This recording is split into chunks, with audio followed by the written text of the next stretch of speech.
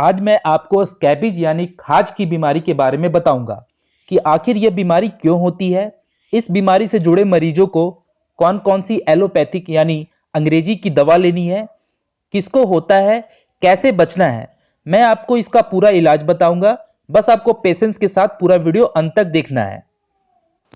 Scabies काफ़ी पुरानी और कॉमन बीमारी है और साथ ही साथ ये सबसे ज़्यादा होने वाली बीमारी है। यह आपके आसपास रहने वाले किसी भी पुरुष, महिला या बच्चे को हो सकता है।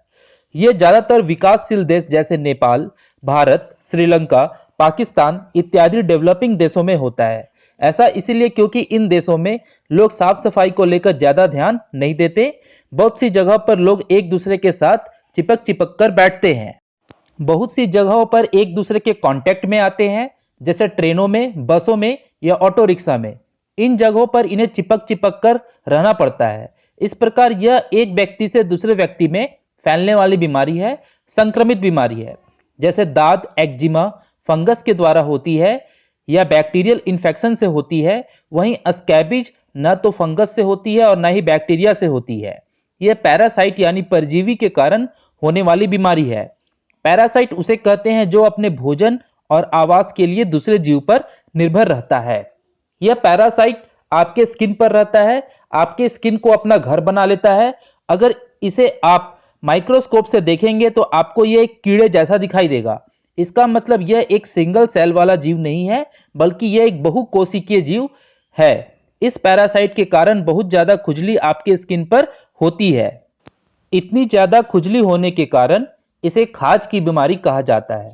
इस बीमारी की एक और पहचान यह है कि यह रात में बहुत ज्यादा परेशान करता है, इसीलिए रात में होने वाली खुजली भी कहते हैं। कई बार यह समझ में नहीं आता कि यह एक्जिमा है या खाज है। शुरुआत में लोग यह समझते हैं कि एक छोटा मोटा दाग है, इसे नजरअंदाज कर देते हैं। कुछ लोग इसे एंटी फंगल क्रीम लगा लेते हैं, लेकिन यह ठीक नहीं हो पाता और धीरे धीरे यह पूरे शरीर में फैल जाता है और आपके परिवार के भी सभी सदस्यों को भी हो जाता है। आइए जानते हैं कि इसके सिम्टम यानी लक्षण के बारे में। इसका पहला लक्षण है बहुत ज्यादा खुजली। इसका दूसरा लक्षण है हथेली और जांघों में जो ज्यादा एक दूसरे के संपर्क में आते हैं, वहां खुजली के साथ साथ लाल दाने आ जाते हैं। तीसरा लक्षण है उन स्थानों पर खुजली ज्यादा होती है जो एक दूसरे से रगड़ खाते हैं, जैसे कि आर्मपिट यानी कांख के पास, दोनों जांघों के बीच वाले स्थान पर, अंगुलियों के बीच में। अब जानिए यह फैलता कैसे है। पहला, बीमार व्यक्ति से हाथ मिलाने से। दूसरा, बीमार व्यक्ति के साथ सेक्स करने से। तीसरा, बीमार व्यक्ति के साथ सोने से। चौथा, बीमार व्यक्ति के कपड़े इस्तेमाल करने से। अब बात किया जाए कि इसका इलाज क्या है, कौन सी दवा लेनी है, कैसे लेनी है। लेकिन उससे पहले हमें इस बात का ध्यान रखना है कि अगर हमें यह बीमारी हो गई तो शरीर के उन स्थानों को कम छुए जहां यह नहीं पहुंचती है, क्योंकि खुजलाते खुजलाते हम उन स्थानों को भी टच कर देते हैं जहां यह नहीं है और फिर उसके पैरासाइट पूरे शरीर में फैल जाते हैं। दूसरा महत्वपूर्ण बात यह है कि हमें यह ध्यान रखना है कि बीमार व्यक्ति के द्वारा इस्तेमाल किया गया कपड़ा और कोई भी घर का सदस्य इस्तेमाल ना करे, क्योंकि इस पैरासाइट के अंडे होते हैं जो कपड़ों में 2 या 3 दिन तक जिंदा रहते हैं। तो बीमार व्यक्ति के द्वारा इस्तेमाल किए गए कपड़े से घर के सभी सदस्यों को और फिर उसके बाद पूरे मोहल्ले या गांव में यह फैल जाता है। इस प्रकार यह पैरासाइट अपने अंडे के जरिए अपनी तादाद बढ़ाता है। इसीलिए इस बात का विशेष ध्यान रखना है कि अगर किसी व्यक्ति का इलाज चल रहा है या फिर उसके द्वारा इस्तेमाल किए गए कपड़े कोई और न इस्तेमाल करे। साथ ही साथ साबुन, तेल, कंघा इत्यादि रोज के काम में आने वाले सामानों को भी कोई दूसरा व्यक्ति इस्तेमाल ना करे। अगर आपके घर में सभी को यह बीमारी फैल गई है तो सभी का इलाज करवाना बेहद जरूरी है, चाहे वो बच्चा हो या बूढ़ा हो, क्योंकि किसी एक सदस्य का इलाज ना होने से दोबारा यह फैल जाएगा और सबको फिर संक्रमित कर देगा। इसलिए सभी सदस्यों का कंप्लीट ट्रीटमेंट होना बेहद जरूरी है। आइए अब बात करते हैं इसके ट्रीटमेंट की और जांच की। पहले बात करते हैं इसके जांच की। आप कैसे पता करेंगे कि यह पैरासाइट से होने वाली खुजली है। इसको जांचने के 3 उपाय हैं।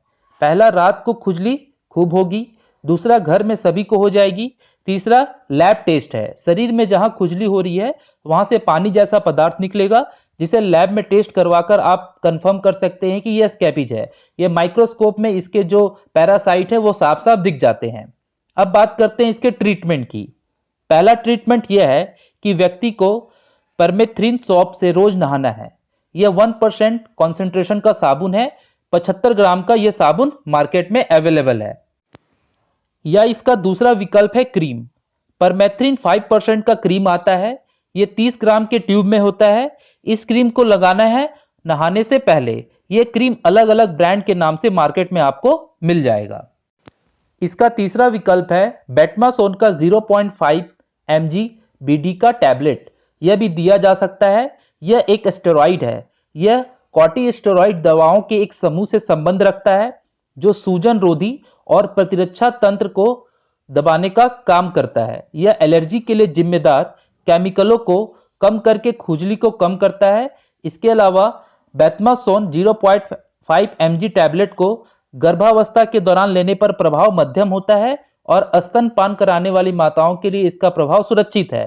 यदि किसी व्यक्ति को लीवर रोग, टीबी जैसी कोई समस्या है तो उसे बेटमासोन 0.5 mg टैबलेट दवा नहीं लेनी चाहिए। यह दवा सुबह और शाम ली जाती है। एंटी पैरासाइट ड्रग्स के रूप में एल्बेंडाजोल या लिवरमैक्टिन ले सकते हैं। यह भी मार्केट में अवेलेबल है। एल्बेंडाजोल और लिवरमैक्टिन यह दवा आप सप्ताह में 1 बार या 2 बार ले सकते हैं। इससे पैरासाइट धीरे धीरे खत्म होगा। इसके अलावा आप लेवोसेंट्रिजिन टैबलेट IP 5 mg आप मरीज को दे सकते हैं। यह एक एंटी हिस्टामिन ड्रग है। यह एलर्जिक प्रतिक्रियाओं के दौरान शरीर में उत्पन्न होने वाली प्राकृतिक पदार्थ जिसे हिस्टामिन कहते हैं उसे रोकने का कार्य करता है।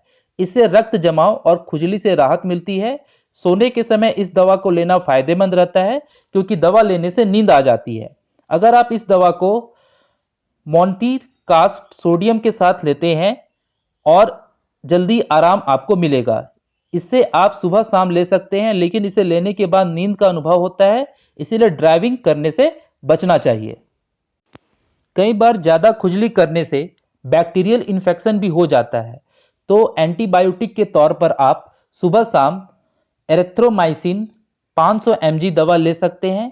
इसका इस्तेमाल त्वचा, नरम ऊतकों, टॉन्सिल, साइनस, नाक, गला, श्वास नली और फेफड़ों निमोनिया में होने वाले संक्रमण में किया जाता है। नहाने के बाद आप लोशन का भी प्रयोग कर सकते हैं। आप लिंडेन लोशन USP का उपयोग कर सकते हैं। इसके 2 ब्रांड स्केबोना और स्केबैक्स मार्केट में मौजूद हैं। यह लोशन पैरासाइट के कीड़ों और उनके अंडों को नष्ट करता है। इसके साथ साथ ये खुजली पैदा करने वाले खटमलों, सिर के जू और उनके अंडों को मार डालता है। इसके केमिकल फॉर्मूले का नाम गामा बेंजीन हेक्साक्लोराइड है। अगर किसी ने बहुत तेज खुजली कर दी है और स्किन पर घाव बन गए हैं तो उसके लिए Betnovate N and Betnovate C आप हल्का हल्का थोड़े समय के लिए ले सकते हैं। अगर खुजली बहुत ज़्यादा हो रही है, बर्दाश्त से बाहर हो रही है, तो आप फेनिरोमाइन मैलिएट इंजेक्शन IP एविल जिसे कहा जाता है का इंजेक्शन ले सकते हैं। डॉक्टर की सलाह पर इसका इस्तेमाल कीड़ों के काटने, डंक, रैशेज, सूजन के कारण होने वाली गंभीर एलर्जी प्रतिक्रियाओं के लक्षण के इलाज में किया जाता है। इसके अलावा dexamethasone sodium phosphate injection USP को भी लगाकर बर्दाश्त से बाहर हो रही खुजली को कंट्रोल किया जाता है। ये सारी जानकारी इंग्लिश में मौजूद रहती है, उसे मैंने हिंदी में ट्रांसलेट करके आपके सामने प्रस्तुत किया है। काफ़ी मेहनत लगता है, इसीलिए लाइक जरूर करें ताकि मुझे मोटिवेशन मिलता रहे। अपने दोस्तों के बीच शेयर करें और कमेंट में अपने सुझाव देना ना भूलें। और अगर चैनल पे नए हैं तो सब्सक्राइब कर बेल आइकन जरूर प्रेस कर ले ताकि जब फार्मेसी एजुकेशन से रिलेटेड कुछ भी डालूं तो उसकी नोटिफिकेशन सबसे पहले आप तक पहुंचे। मिलते हैं नेक्स्ट वीडियो में। Bye bye.